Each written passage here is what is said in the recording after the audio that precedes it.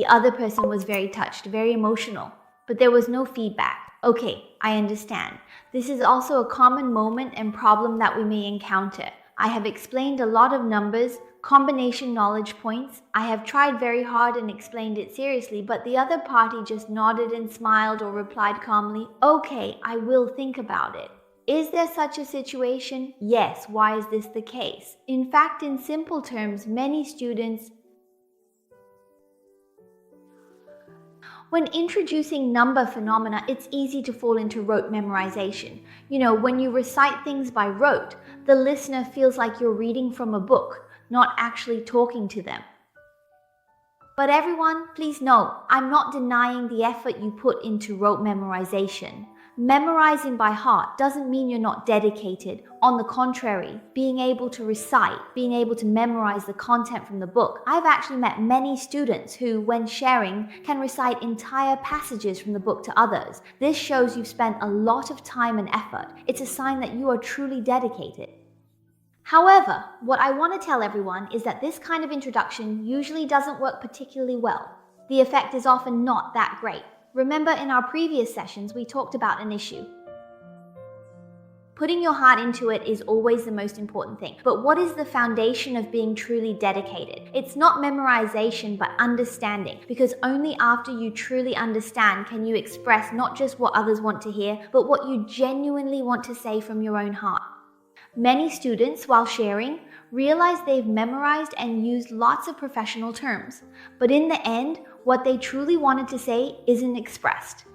At home, they regret not just telling directly what the real issue with the numbers was, that they care, and that with some adjustments, this problem won't happen again. It's a simple sentence, but instead, they spent time using technical terms to explain.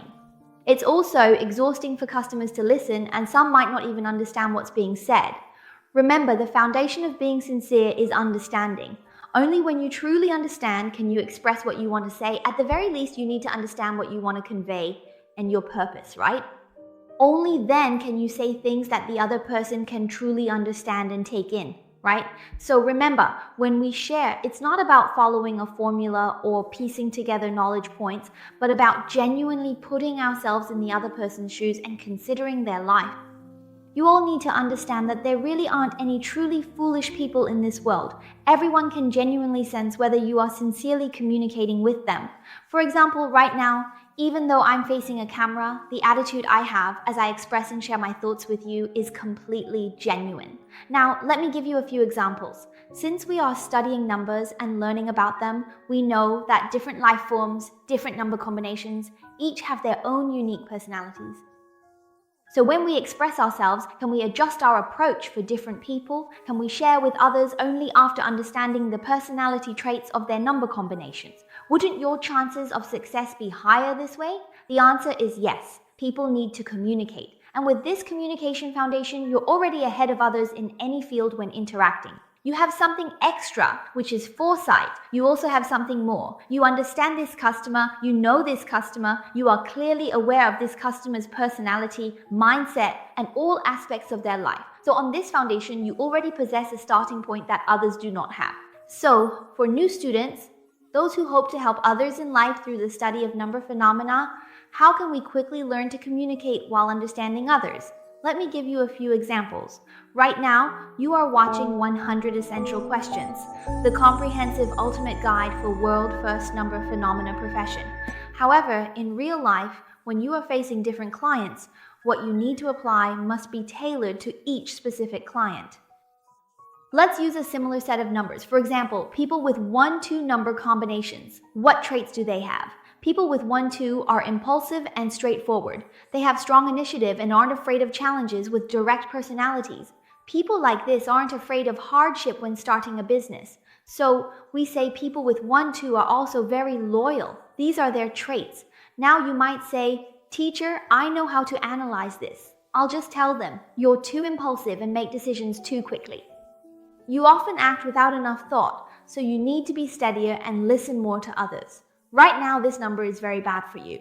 If you stay impulsive, you'll face lawsuits and conflicts, or maybe you already are. Yes, this is the problem with your number. If you don't change, it will get worse next time, and the consequences will be more serious.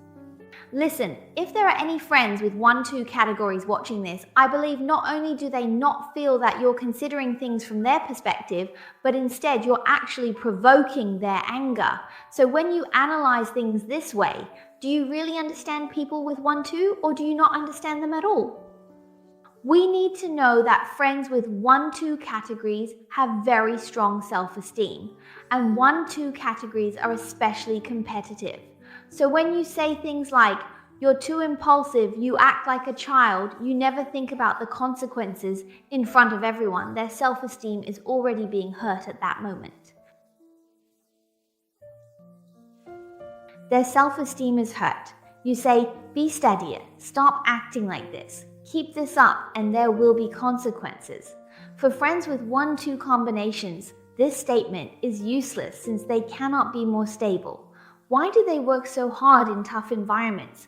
Why do they push forward at their career peak, unafraid of hardship or setbacks?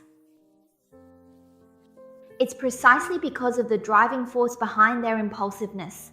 At this point, they've already started to feel some resistance towards you. Once that resistance sets in, if you tell them, "You need to change, you need to adjust," all they're thinking inside is, "You're saying I'm wrong, you're telling me to slow down, you're denying who I am." So naturally, no matter how passionately or even accurately you speak, but that doesn't mean they'll be willing to accept it. This is a fundamental principle we need to pay attention to when communicating with others. Every person in this world has their own strengths and weaknesses, and as a stranger, someone you don't know at all, if you start criticizing someone's shortcomings right when you meet them, unless that person is truly rational and wise and understands that you mean well, only then will they accept it. But if you're dealing with 1-2 categories mentioned earlier, someone who is highly competitive and extremely sensitive about their self-esteem, and whose personality is naturally rebellious and confrontational, always ready to go head-to-head, if you come on strong from the start, it's like throwing a punch. This instantly triggers resistance in them, and after that, they won't be able to listen to anything else you say. Even though your intentions are completely good, so when we're dealing with 1-2 combinations, how should we analyze the situation? First, you need to get the person being persuaded to identify with you and acknowledge you. Only then will they be able to listen to what you say next. So how do you get friends of 1-2 combinations to recognize and accept you? First, you need to acknowledge them, right? After all, relationships are mutual. You might say, "Teacher, I don't have as many years of experience as you do. Sometimes when I speak, I don't know how to express myself." Dear students, what I want to teach you now is that we're still talking about the same meaning. Earlier, you mentioned impulsiveness. You said this person is straightforward, or that this person acts quickly. We're still talking about the same underlying meaning. But if we can speak about this meaning, even just briefly, from a perspective of truly understanding them, then the way they feel about what you say will very likely be different, perhaps even significantly so. For example, you can express the same meaning like this. "Sir, miss, I see that your phone number contains this sequence of numbers, so I know that you are very action-oriented, decisive, and efficient. You never procrastinate. To put it simply, when others are still hesitating, you've already taken action. What I want to say is, this is your greatest strength. If I were to choose a partner to work with, I would also hope that my partner has the same strong drive to take action as you do." The meaning of what you're expressing is the same, but the way the listener feels is completely different. If you use the first approach and say, "You act impulsively, don't consider consequences, your actions could lead to lawsuits and you might face all kinds of risks," saying it like that, the competitive spirit of people with 1-2 combinations will flare up and it becomes confrontational. You're basically challenging them, but the meaning is actually the same. But when you speak from their perspective, when you truly acknowledge them and their experiences, their feeling is, "Wow, how does this person actually know what kind of personality I have at work? How does this person know what my strengths and abilities are in my job, in my daily work life? Oh, so it turns out that through this numerical method, he can actually interpret my personal strengths and abilities. Wow, this is really interesting. I want to hear more." You see, in this situation, he already acknowledges what you're saying. So whatever you say next will be even more easily accepted and embraced by him. So next, you can continue talking to him, but do you realize that this is actually a huge waste for you? Why is that? because with your kind of number combination, you tend to do more than others, move faster, and you're always the first one to charge ahead and take the lead. You're always the first one to rush in and endure the most hardship, but you need to understand, charging ahead quickly many times is not as good as making one precise move. In your numbers, there's a signal that you tend to be too fast and too forceful. So we need to realize, look, you move faster than your colleagues and partners around you. Maybe your efficiency is 10, 20, or even 100 times greater than others. But you have to know, if you make a single misjudgment out of those 100 times, your cost will be 10 times higher than others. Why? Because when you're fighting and charging ahead, you don't spend much time considering the consequences. There just isn't enough time. When you insist on solving problems immediately, you don't have time to think about the outcomes that follow. So it's not that you lack ability. Each of us has our own unique strengths. People with your kind of number have advantages that I really envy, but those same strengths also come with their own risks. As a number consultant and as someone currently studying number phenomena, the reason I want to share this with you isn't to make you stop using your strengths or to tell you not to push forward or strive hard. That's not it. Instead, I want you to, while keeping your current strengths intact, help you reduce your risks and turn the potential risks you might face now into the greatest value in your life. That's what I, as a number consultant, can do and what I can offer you. You'll find that customers will respond by saying, "Sure, I'm willing to listen. Why wouldn't I? The person sitting in front of me is someone I've never met before, yet understands me so well, even knows the risks I face at work, and is thinking on my behalf, able to turn the risks I'm currently facing into personal value. I've been worrying about not having anyone to help me with this. I'm currently troubled by a lawsuit or a conflict." You see, his attitude toward you will change as a result. So what are you actually doing? Dear students, what you're doing is helping him honestly face his own life. What you're doing is not guiding him, not using certain scripts or techniques to steer him toward a deal. It's not like that. Instead, you are helping him open up his heart so that he can truly and honestly face his own life and honestly face himself, as well as the problems he encounters in life. Only when a person is genuinely willing to face and admit his own problems does he have the possibility of accepting solutions that can help him solve those problems. So first, whether we are analyzing numbers or introducing the phenomenon of numbers, the first thing is that each of us has our own strengths and we must first acknowledge them. We need to understand that in this world, it's rare to find someone who recognizes and truly sees you. If you talk about people who criticize his flaws every day, I believe for people with 1-2 numbers, their family and friends will often have conflicts with them because of this. So since you can see both sides, you see his strengths and weaknesses, please be the one who acknowledges his strengths first. Why? Because when you acknowledge him, he will also acknowledge you in return. Secondly, when we see risks, try not to criticize in a way that undermines his abilities or hurts his self-esteem. Undermining his confidence doesn't really serve much purpose, but in the market, almost all of these so-called new life courses use this approach to close deals and guide customers to further purchase their courses.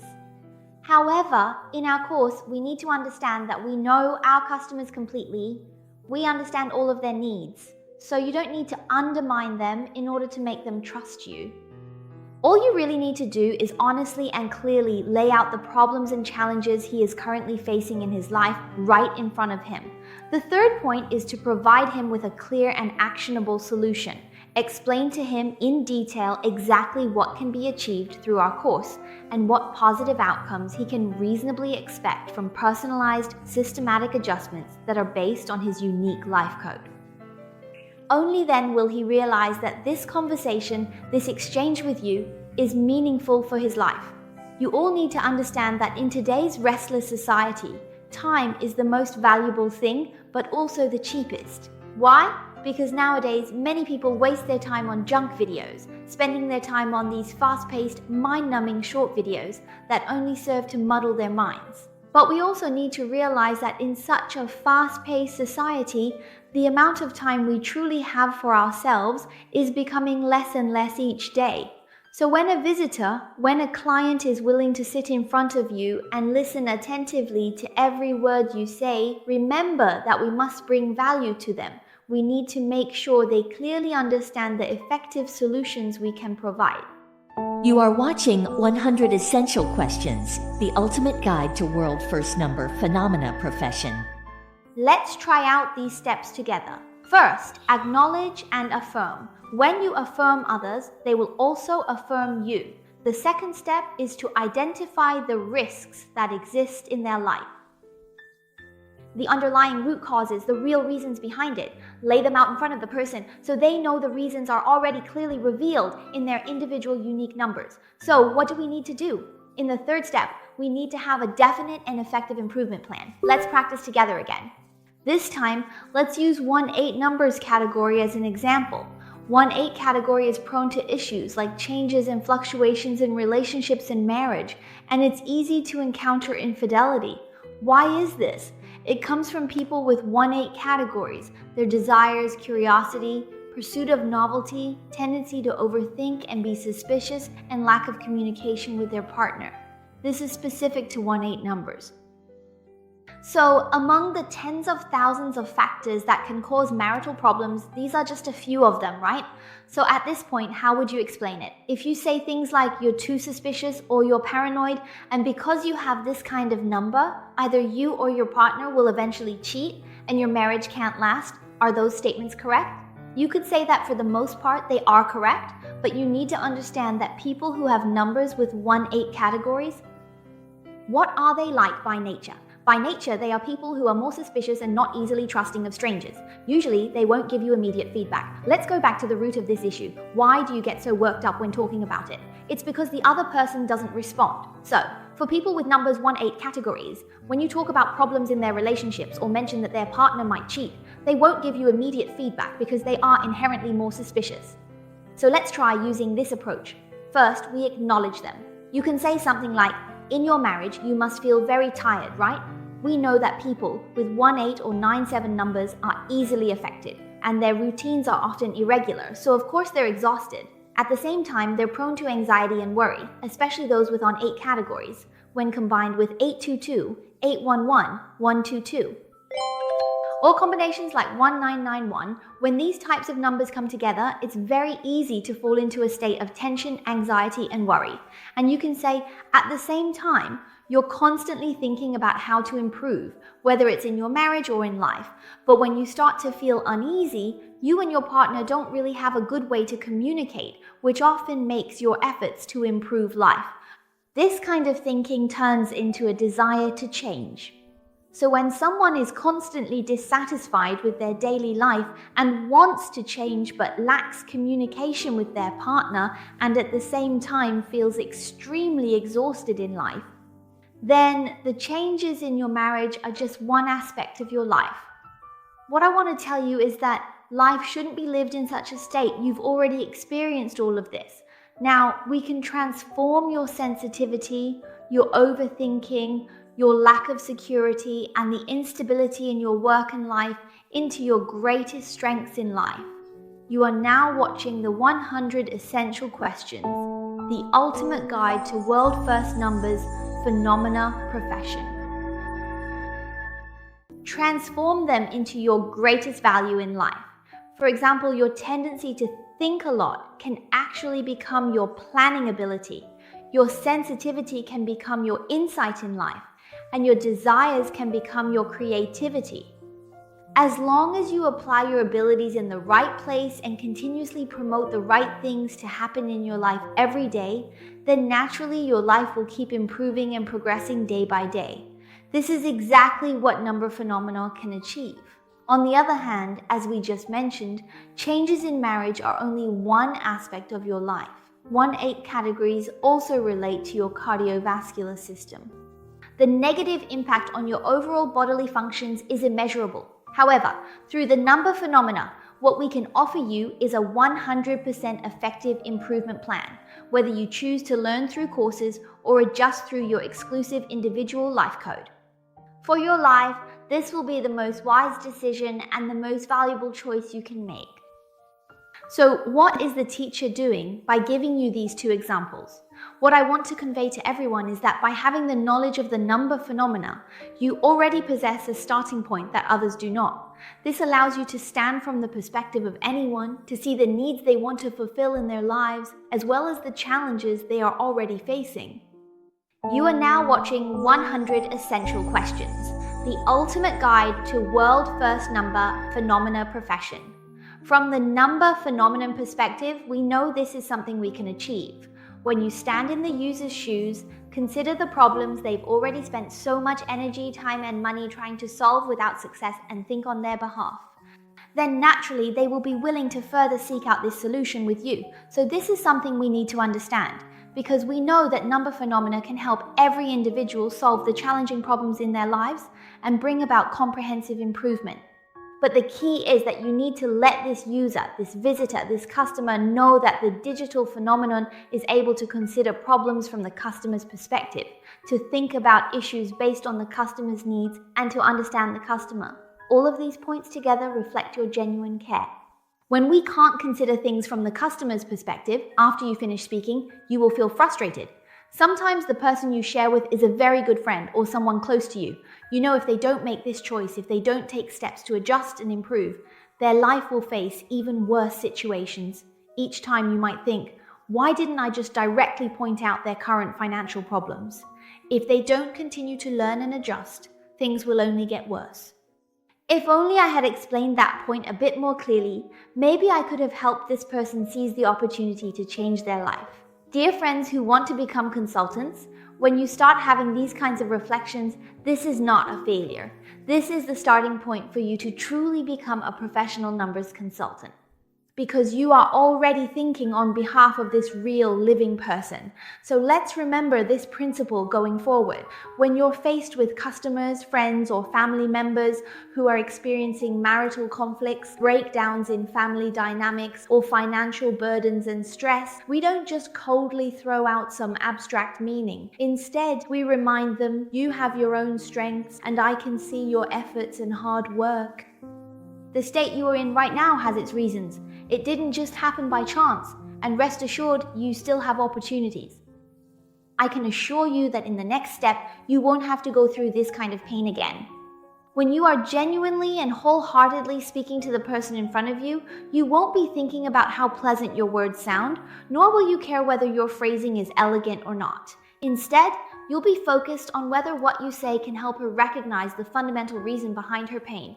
Can this sentence help him realize that he still has a choice? When your heart is truly focused on him, your words will naturally carry the power of life. What you say will no longer be just knowledge or a meaning, but a light shining into their life. What you say will no longer be a simple explanation, but an awakening of life, a chance to create an environment where the person in front of you is given the opportunity to choose.